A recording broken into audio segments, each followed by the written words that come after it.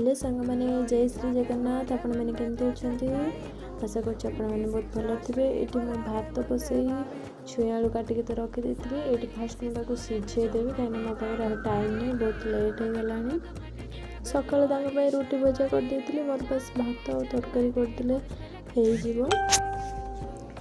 तापर ये करमंगा काली आनी बाबू बहुत गुड़ाए जहाँ तो खाई भाविली टे आचार करदे बोली धोईकी भल से परिष्कार करके धोईकी काटिदेवी काटिकी सब भल से धोई देती परिष्कार करके भर मो भात हो जाता मुझे गाड़ी देवी। एवं चलो जा करमंगा काटिया।